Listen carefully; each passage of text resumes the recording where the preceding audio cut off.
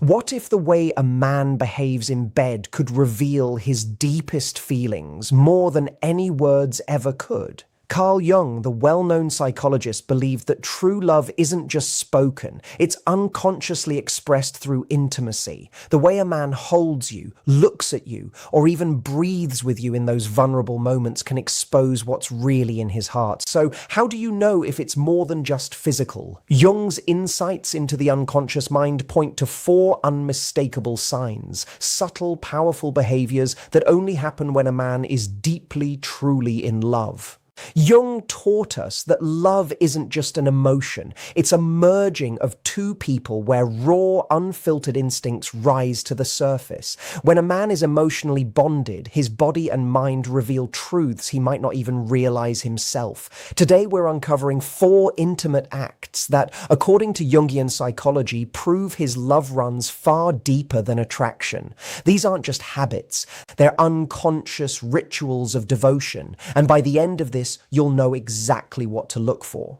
Number 1, deep eye contact during intimacy. There is something almost mystical about prolonged eye contact during moments of deep intimacy, something that goes beyond mere physical attraction and taps into the very core of emotional connection. Carl Jung often referred to the eyes as the windows to the soul, and for good reason. In his exploration of the unconscious, Jung recognized that the gaze is one of the few involuntary gateways to a person's innermost self. Unlike words, which can be carefully chosen or even deceptive, the eyes reveal truths that the mind may not yet be ready to acknowledge. When a man holds your gaze during moments of vulnerability, it is far more than a simple act of passion. It is an unspoken confession. He isn't just looking at you, he is allowing himself to be seen by you, which is one of the most profound things a person can offer. This kind of sustained eye contact is rare because it requires an extraordinary level of emotional presence. Many men, conditioned by societal expectations, learn to compartmentalize. Sex can be detached from emotion, a physical release rather than an act of union. But when a man is deeply in love, something shifts. The unconscious need for true connection overrides the habit of detachment. His gaze lingers because in that moment he isn't just physically exposed, he is emotionally exposed. Jung would argue that this is the anima at work, the inner feminine aspect of his psyche that craves depth, intimacy, and merging. The eyes in this sense become the bridge between 2 people, not just 2 bodies. Conversely, avoidance of eye contact can be just as telling. A man who shields his gaze during intimacy may still feel desire, even affection, but there is likely an emotional barrier in place. Perhaps he fears the vulnerability that comes with being fully known, or perhaps he is guarding a part of himself that he isn't ready to confront. In Jungian terms, this avoidance could signal unresolved shadows, unacknowledged fears, or past wounds that keep him from complete surrender. The eyes cannot lie the way words can, and so for many, avoiding them becomes a way to maintain control. But when a man does allow that unbroken connection, it speaks volumes. It means he trusts you not just with his body, but with his self, the hidden, imperfect, unguarded version that exists beneath the surface. There is a reason lovers instinctively close their eyes during a kiss, only to reopen them afterward, as if to confirm the reality of the one before them. That moment of reconnection is primal, a silent affirmation. You are here with me and I am here with you fully. This is why deep eye contact is the first and perhaps most revealing sign of true emotional attachment. It isn't something that can be faked or forced. It is an unconscious offering, a moment in which 2 people exist without masks. And in that shared gaze, love announces itself not in grand declarations, but in the quiet, unwavering certainty that here in this space there is no need to hide. Number 2, prioritizing your pleasure over his own. In Jungian psychology, true intimacy calls for the meeting of 2 separate selves into something greater than the sum of its parts. This kind of union is not merely about physical pleasure, but about 2 people merging in mutual surrender. Nowhere is this more evident than in the way a man approaches pleasure when he is deeply in love.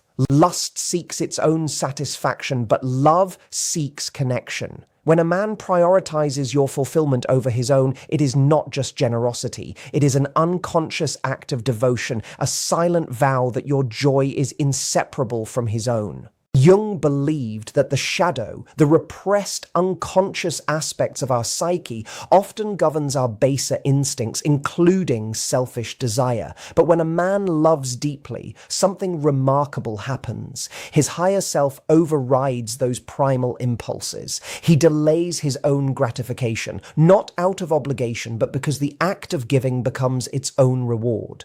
This is the balance of opposites in its purest form, the masculine drive to pursue meeting the feminine principle of receiving. In that balance, sex transforms from a transactional act into something meaningful. You'll notice this in the way he studies your responses, remembers what brings you pleasure, and finds genuine satisfaction in your fulfillment. His attention isn't performative, it's instinctive, as if your body were an extension of his own. Contrast this with encounters rooted solely in physical craving. Lust consumes. It takes what it wants with little regard for the other, but love nurtures. A man under the spell of infatuation might focus on his own pleasure, but a man in love will find himself more focused on yours. Jung would trace this shift to the anima, the inner feminine, guiding him toward empathy, tenderness, and a desire to connect beyond the physical. This is why the smallest acts, the way he lingers afterward, the way he asks, "Was that good for you?" with sincere curiosity, reveal more about his heart than any grand gesture ever could. This selflessness extends beyond the bedroom. Jung saw relationships as mirrors, reflecting back the parts of ourselves we must either confront or heal. A man who gives freely in intimacy is often one who has faced his own shadows, his fears of inadequacy, his need for control, and emerged willing to serve rather than take. That vulnerability is the hallmark of real love. It's not about perfection, it's about presence. When he puts your pleasure first, he's expressing with his body what words could never fully capture. You matter deeply to me. In the end, this behavior is love's signature, impossible to fake, effortless in its authenticity. It proves that his devotion isn't just skin deep, it's much deeper than that. And that, according to Jung, is where the most meaningful growth begins. Number 3, post-sex affection and emotional openness. The moments after intimacy reveal more about a man's true feelings than the act itself. Carl Jung understood that physical closeness has the power to dissolve defenses, temporarily quieting the ego and allowing the unconscious to surface. When a man is deeply in love, sex becomes more than a climax. It becomes a doorway to emotional openness. This is why post-sex behavior is so telling. The way he holds you, the words he shares, the vulnerability he shows when the passion subsides. These are not conscious choices, but unconscious signs of how he truly sees you. Jung's idea of the shadow, the hidden, often repressed parts of our psyche, explains why many men struggle with vulnerability. Society conditions men to associate strength with emotional restraint, teaching them to pull back after physical intimacy, as if affection somehow diminishes their masculinity. But when a man loves deeply, this conditioning fails him. His shadow, the wounded, sensitive self he typically keeps guarded, emerges without his permission. He might pull you closer instead of turning away, share childhood memories, or simply rest his forehead against yours in quiet closeness. These are not calculated moves. They are the psyche's pushback against pretense, proof that he associates you with safety rather than just pleasure. This post-sex vulnerability serves an important psychological function. Jung believed that true intimacy requires integration, the merging of our light and dark sides with another person. When a man remains emotionally present after sex, he's showing that he trusts you with his whole self, not just his desire. The way he strokes your hair absent-mindedly or shares a private thought reveals that his defenses have momentarily come down. There is no performance here, no seduction, just the raw, unfiltered truth of his attachment to you. Contrast this with encounters where a man withdraws immediately after climax. While not always a sign of emotional absence, this separation often suggests that his connection to you remains mostly physical. The ego quickly rebuilds its walls, reasserting control where moments before there was surrender. But when a man lingers, when he treats the afterglow as something precious rather than an inconvenience, he's showing what Jung called the transcendent function in action, the ability of love to dissolve the boundaries between two people. Ultimately, post-sex affection is love's most honest language. It's in these quiet moments when the body is settled and the mind unguarded that the heart speaks loudest. A man who opens up to you here isn't just sharing his bed, he's sharing his inner world. And that, according to Jung, is one of the clearest signs that what he feels is far deeper than desire. It's a recognition between two people. Number 4, synchronized movement and unconscious mirroring. In the silent language of lovers, the most meaningful truths are spoken not through words but through the unconscious rhythm of bodies moving in harmony.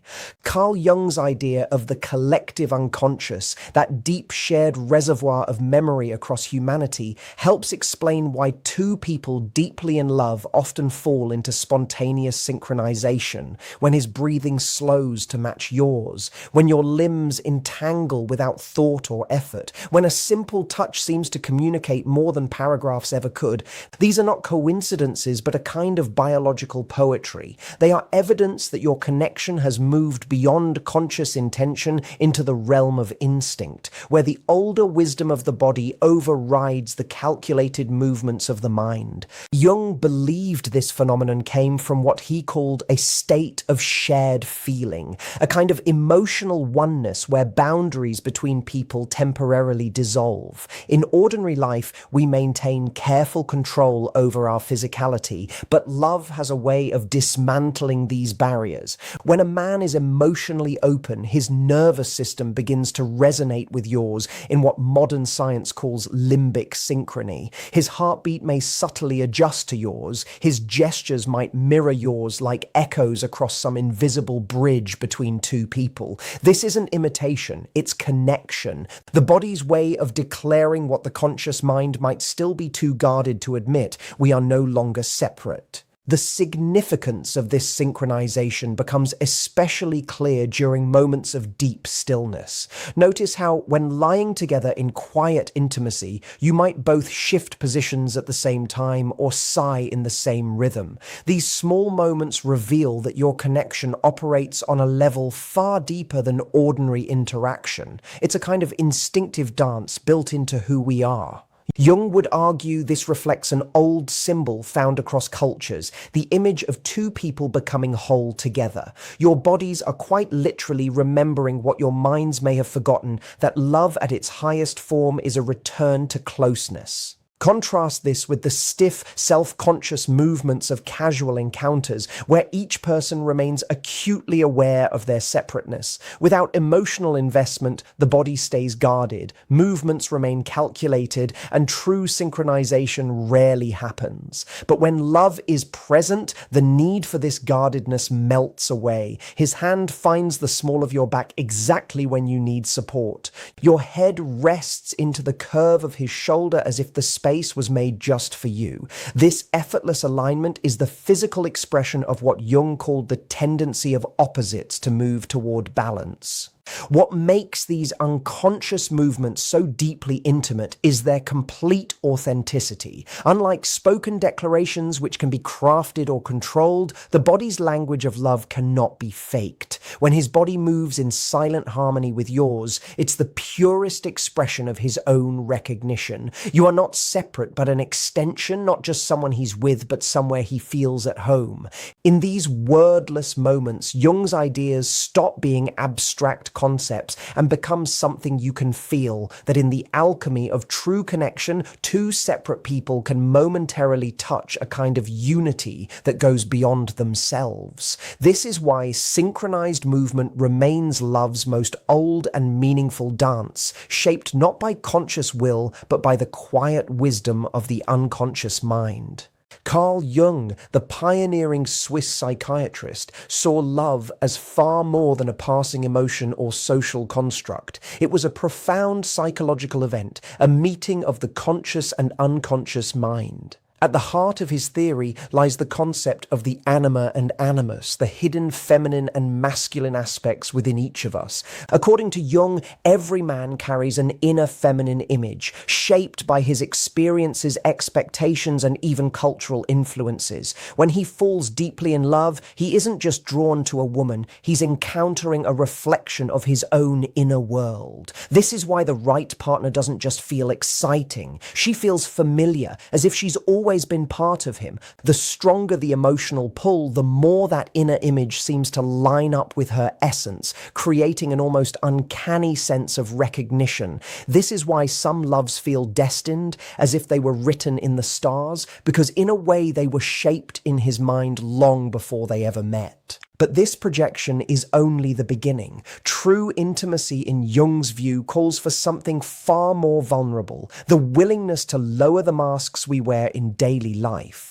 Most men are conditioned to suppress their sensitivity, to armor themselves against judgment. Yet when a man is deeply in love, something shifts. The unconscious mind, the vast hidden part of us that stores instincts, fears, and desires, begins to override his defenses. He doesn't just want to be close, he needs it at a primal level. This is why you'll notice subtle but unmistakable shifts in his behavior when he's emotionally bonded. He might share childhood memories without prompting, or his body language might soften in ways he can't control. These aren't calculated choices, they're involuntary signs of how deep his connection runs. Jung also believed that the unconscious speaks most clearly in moments of intimacy, not just through words, but through symbols, sensations, and instinctive actions. Think of the way lovers synchronize their breathing, or how a man's touch becomes almost reverent when his emotions are fully engaged. These aren't just romantic gestures, they're signs of the unconscious mind weaving two people together.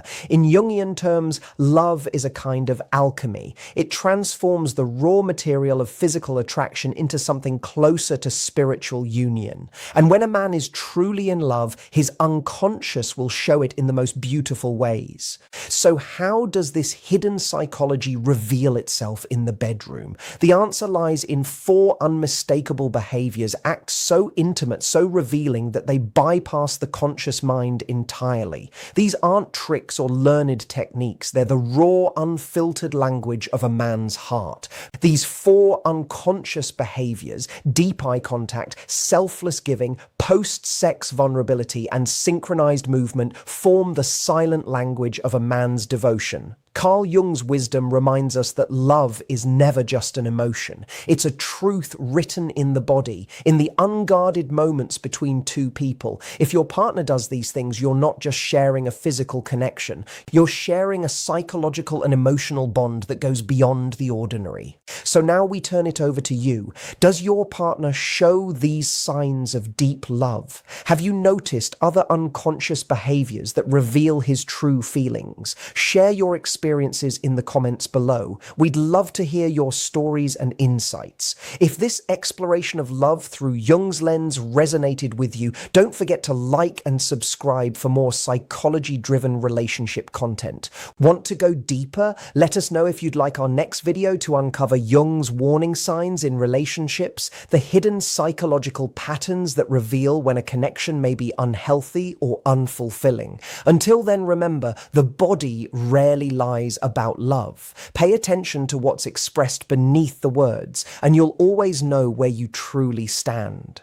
Love in this light is not a mystery to be solved so much as a language to be learned, one spoken in glances, in touch, in the small unguarded moments that happen when the mind stops performing and the heart simply acts. The more you understand this language, the less you'll need to guess at where you stand, and the more clearly you'll be able to recognize when someone is truly, fully with you. And that clarity, once you have it, is hard to trade away for anything less. It becomes a kind of quiet compass, guiding you toward connections that are honest in the ways that matter most and away from anything that only looks like love on the surface. So watch closely, not with suspicion, but with curiosity. Notice the small things. Trust what you observe over time, not just what you're told in a single moment. Real love tends to reveal itself again and again in ways that are consistent, patient, and quietly unmistakable, long after the initial spark has settled into something steadier and more real. That steadiness, more than any single grand gesture, is usually where the truest love finally shows itself.